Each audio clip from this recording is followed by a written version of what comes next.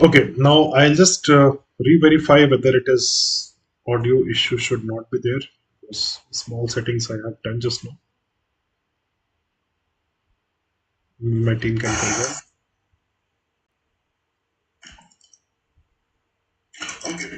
Yeah, it should be better. So let me now talk about this education which I was telling you that 1.0 education was the Gurukul education system. 2.0 education system was the four wall of classroom, and 3.0 education system where it was designed that education should be available anywhere, any place, any device. Earlier the student used to go to the library for the books. Now the learning is everywhere on the internet, and they all can be the 21st century compliance, right? So it is talking about the student should have the self regulation as a activity. They should be able to become a self-resilient. They should be able to have knowledge construction activity taking place. They should be having the collaboration skills getting generated. They all should be powerful in terms of the learning. There should not be learning gap or learning loss. So that's the education point 3.0, and there where we are reaching to the education 3.0. Right now, let's understand one thing. Now let's understand one thing, that what are the different learning models are available, so that we all can be on the same page to understand that what is this learning models and all. Uh, the different teaching styles teachers have adopted for the students, right? One of the one of the learning models are the face-to-face model, right? Which you all are aware about. What is the face-to-face model of teaching? You are aware. That means teacher comes in a classroom and start teaching to the students. That's the face-to-face model of the teacher. There is a virtual model. Virtual model is not that where teacher has to be present. Virtual model is a completely a different concept. Virtual models where you as a teacher also wanted to go and do some course. Example, you go to the Diksha application, you want to go to the Swim application, you wanted to go to the Microsoft Learn, and you do the self-learning, okay, on the virtual platform. So that's with some kind of content you are reading it. That's a virtual learning. Okay, so there a teacher intervention is not there. Now, there is a synchronous model. What is synchronous model of learning is when a teacher is present. When teacher is present face to face, okay, it's a normal lecture classroom. When teacher is present in the virtual model, that means you are learning something online, example right now, which is happening, where I am also available and you are there. So this model is called as a remote learning model, right? So you are learning in the remote. It's not teacher teacher is not, it's not like that a online course is there which we can go and do it. It's live, right? And the teacher or trainer is available there. That's the kind of model is the remote learning model, right? Likewise, I hope you're getting the concept. Synchronous, where the teacher should be available face to face. Now there is a asynchronous model which can happen in the face-to-face environment, and that can happen in the virtual environment, right? Asynchronous model is where teacher is not available. So in the face-to-face model, when you give some kind of project to the students, that you do that project maybe in the computer lab or school, maybe on the science lab or in the classroom also, you give some projects to them where they are self-learning, they are self-collaborating. The teacher's involvement is not there. In such kind of model is called a asynchronous model in the physical world. And same way, if asynchronous model can also happen in the virtual mode, when you can give a digital homeworks to the students to go and do it, or digital project works to them and do it. So each asynchronous model can happen in both places, in the school as well as in home, where teacher is not available, synchronous where teachers are available. So these are the models are there which you can get it. Then there's a concept of blended learning model. Okay, people will often get confused. What is the concept of blended learning model? So blended is when in the physical teaching model, or in the online remote model, uh, in the physical, especially in the physical teaching model, when a teacher, okay, in started using a digital tools in the classroom. So in the physical teaching method, what is happening earlier was a teacher used to come with a book, and she used to, without book also, they can come and they can explain the concept to the students. They write the concept on the boards so that student can make a note and they can ask, teacher can query questions, and everything was happening as a chalk and talk method. Later, what happened? A teacher has just for making the students more understanding about the concept. She has started using the projector or the audio visual smart board, and a teacher started explaining some images, zooming the image, showing on it. Nowadays, the flat panel display, the teacher started showing up. So, what happened in the physical model when a online content or digital content are used for teaching purpose, in that kind of models are considered as a blended learning model. This is normally possible when it was physical teaching method. Now blended is clear when teachers should be present, and also it is the face to face, and also the audio video content is there with you. Okay. Now, there are multiple models we have seen it. Likewise, there are approximately, when you go through it, you have rotational models, you have flipped classroom, you have got a number of models are available today in the education, which people can go through it, can understand, okay, what is rotation model, what is lab rotation model, and they try to adopt some concept from there and try to use it. Okay, station models like example computer lab. These all models has come into picture the same way. Computer lab. School has got set of 20 computer. That concept has come from that model only, the 20 computer, which is shared computer. Students of different classes are coming and using based on their classroom timetable. They come and use it and then go. Right? Next batch will come, use and go. So these are the kind of station movement models are there. So when we understand about all these models, possibilities of all the models, and take a pick up a points, what are the advantage of each model and disadvantage of each model, right? For example, in the physical teaching method, when a teacher is teaching in a classroom, there are a lot of advantages there. But if I talk about the disadvantages, not as a disadvantage, but in areas of improvement, if I can say, where today's students all are having the diverse learning background. They all are learning from the different perspective. Okay, some are listening and learning, some are reading and learning, some are doing and learning, right? Some requires say multiple times repeating and learning, some requires a special attention and learning. So if your classroom has got so many of diverse learner requirement, how a teacher can fulfill that? Normal in the physical face-to-face model, it is not possible. And today the world is asking about personalized learning model. So how in the face-to-face model a teacher can implement a personalized learning model? It's a really challenging task. So in such cases, to avoid such challenges, where the students should get the device, should get personal attention, should be able to watch the recording on their own time. If somebody is not able to hear it, somebody is not able to, let's say, I'm having the problem with the in the eyes also, or in the ear they have problem. There are the special kids also. They all required to be part of the mainstream education. How they can be a part of it? Okay, all these things could be possible when we are trying to include the model which is we call as hybrid learning model. So if I tell you the definition of hybrid learning model, the image looks like this. It is a model where which is largely adopted now, especially it has started adopting from the higher, like means from the colleges it is started adopting, and slowly it is coming to the schools also. And no doubt in the corporates, in the working environment, people are also in the hybrid mode of working, right? So in the hybrid learning, it supports all kind of learning. Okay, so the definition of hybrid learning is it is integrated online instruction with traditional face-to-face classroom activities in a planned, pedagogically valuable manner. Which means hybrid learning is not never about having a device in the classroom or having a camera in the classroom. No, if a school or college has got device camera in the classroom, it cannot be called as a hybrid model, right? If a school has got a amazing software in their school campus, it cannot be called as a hybrid model. Hybrid is possible until we think about the right pedagogy of implementation.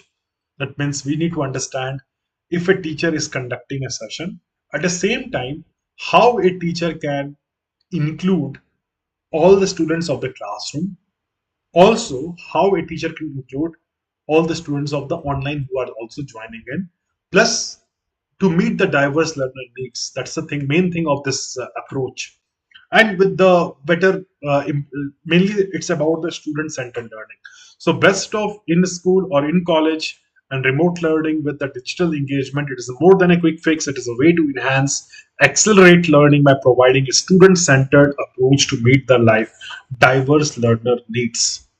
Hybrid is made especially for student centered approach, right? So in the physical teaching methods, it was really difficulty of implementation, and there are five key elements which makes the hybrid model implementation. Okay, so number one is the learning environment. So I'll share you one of the course link, which is a detailed course link on hybrid learning, on especially available on Microsoft Learn. If you also go to the Microsoft Learn and search about this course of hybrid learning, for whether it's a teach forward or it's a lead forward, the two courses are there, one for the teacher, one for the leader. You must go through that course. Okay, that course is giving you a detailed instruction on if a hybrid learning has to be implemented, if you really wanted to achieve a big things in the education, if hybrid has to be implemented with endless possibility, you can start going through that documentation, because it talks about, first of all, the learning environment has to be set. It cannot happen that only in a school is doing the investment in the learning, putting a flat pan in the classrooms or camera in the classroom or the software giving this classroom. It cannot only work with that.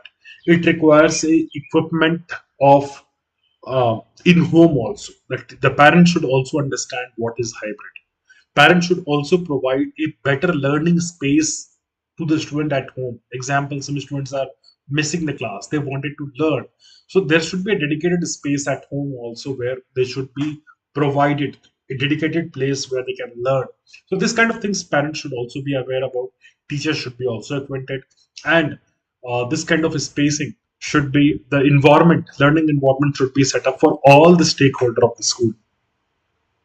It talks about the class community formation, because there are many situations where, example, I'm just giving one example to you. The new academic year is going to start. All the teacher must be busy with writing the register activity, right? The next year students details has to be maintained in the register or in the excel sheet. You must be maintaining it. I'm just giving example. Let's say it is example of grade 7th or grade 8th. If in your classroom there are you must be doing the section shuffling, or you are doing the new admissions entry, anything which you are doing, there are situations where one student is not knowing the other students, or teacher is not knowing the all the students who is coming in their classroom. Okay, this cannot happen when until the teacher comes to the first day of the school and meet the students, right, and ask about them. It is not possible, right? So in the hybrid approach, these two things can happen.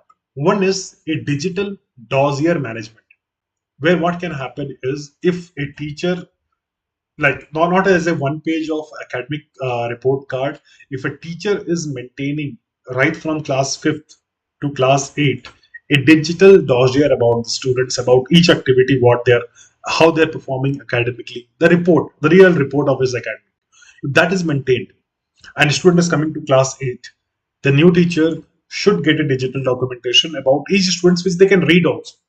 Number two approach is, we can use amazing platforms like Flip, okay, or which is of Microsoft, where we can ask the students to record a short video about themselves. Come and introduce yourself to the teacher and to your co-classmates. And suppose this activity was given in the Flip. What will happen if classroom size is 50 people? All 50 will record their short video in their original language, giving their best video, and that video is part of your digital classroom, which I showed you, the digital classroom that is showing on the big wall of the classroom, where before coming the classroom, they all are knowing each other. They know their strength. They know what they like it, what they don't like it. Okay, you know that how your overall classroom environment is.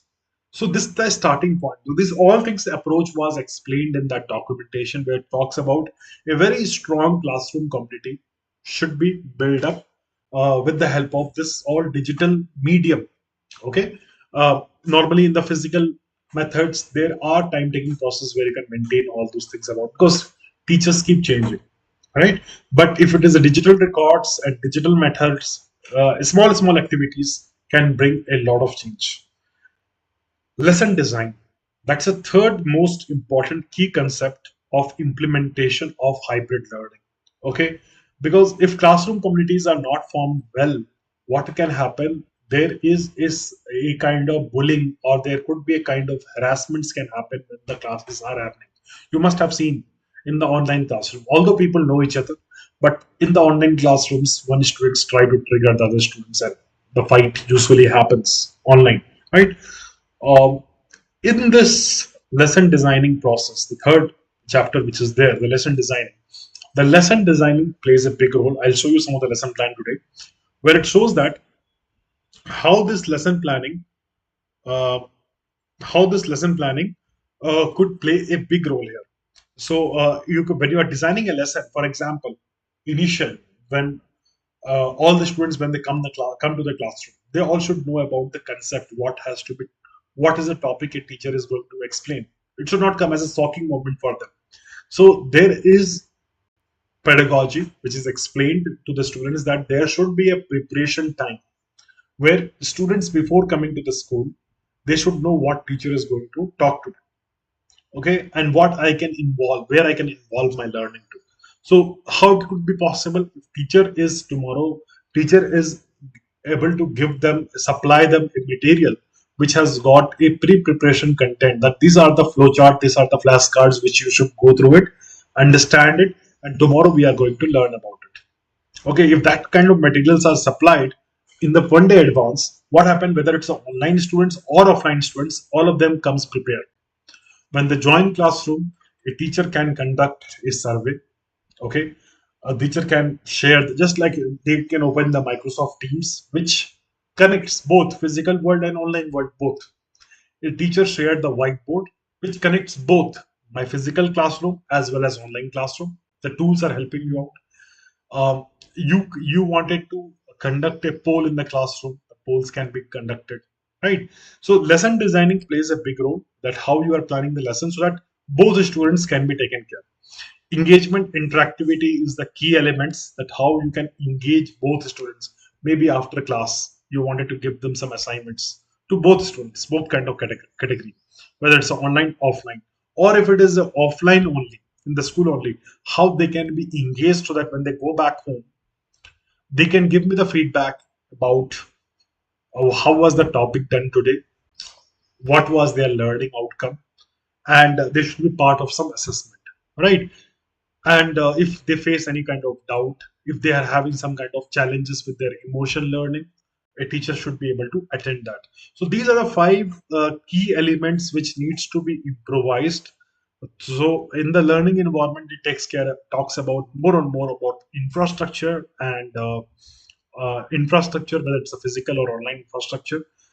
uh, the community forming is the second area. The third area is about implementation of 21st century learning design principle for both physical as well as digital world. Then engagement and interactivity, because that's a key factor for making everybody connected, and assessment and feedback. So the key to success, we can apply multiple pedagogy. So one of the pedagogy link, which we can get it on the internet also, it's a Gen Extramuros pedagogy. In that pedagogy is very popular for implementation of hybrid learning, which talks about hybrid learning cannot be done very easily. There are multiple models of hybrid learning, right? One model is studio teaching style. One model is hub teaching style. Third model is note teaching style. So different models has got different approach of learning. So if it is a studio teaching style, it requires a classroom managers.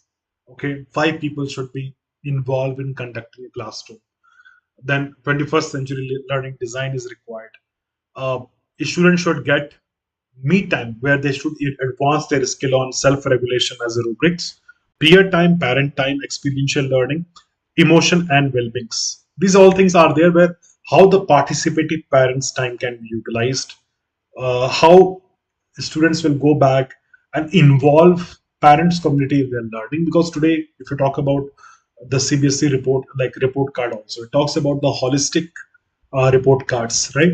Where the parents' feedbacks also plays a big role. Parents should also assess at home about the child learning, how much screen time he can do, how much time he's learning at home.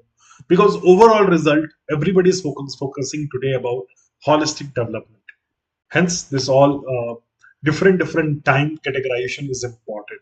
How much time they should have screen time, what is the me time activity, what is the peer time activity, what is participative parent time activity, what is preparation time activity.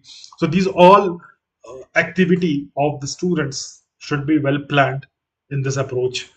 And experiential learning is the most important key factor of success, because you are trying to connect each topic which you are conducting in the classroom. You are connecting the topic to the real world context, and also you are also trying to bring some experience from the world. Example, if I'm the English teacher of the school, I may bring an author to come, or writer to come in my classroom from the community which we have already formed. As I told you about forming the community. From the community, we have already formed the community with a lot of our partners, and there is a Microsoft Flip has got a lot of community. So we can connect to them, and they can come to my classroom online, and they can inspire the people, right? So experiential learning, many schools are inviting the traffic police inspector in their school, cyber security specialists in the school. Many are involving a different kind of people, personalities, army officials in their schools. Why? Because they are also sharing their experience, inspiration for everybody, so that they can all build up their career on this field. Right. So the question comes here, like, what is the simple hybrid lesson plan template? So example, we have to create a lesson, simple lesson. What should be there? Definitely, in the simple hybrid lesson, the basic things to start with should be given as a preparation time. So when tomorrow, when your students have got, let's say, Microsoft Teams with them, you have got Microsoft Teams with you. The first thing is, because you know what is the lesson plan throughout the year, you know that what topic you are going to talk tomorrow. Before that, there should be like a trailer should be given to the students so that they can go through it and come back. Okay, that's a preparation time. Okay, they should go through, they should get some activity which they should be helpful, and I am pretty sure you must be agree with this fact. Only thing is, a teacher need to know how to create this preparation time content. It could be a PDF format, it could be PPT format, it could be a short video of a teacher self-explaining that tomorrow I'm going to do this. Then the second component is introduction, where you are introducing not only the online, if some students are online, some students are offline, you're not only introducing the physical classroom students. When you're talking, you can include both, right? So introduction plays a big role, and maybe you can do a warm-up quiz based on the preparation time in the beginning, and then live explanation where with the content, okay, in the blended model. So the content could be the PPT, could be the video, could be the animations, could be the 3D objects, could be the anything which you wanted to share to them, could be the whiteboard activity, anything. That's the live explanations. Then you can give some activities, that's application time, where they can apply the content into the real world objects. And then there's a discussion where the question answers can be done, and ultimately at last there could be a reflection. That means how the topic went. So these all things is the important components to start as a teacher when we are trying to do with the hybrid model. The key to success area here is we need to understand which tools can help me out in doing it.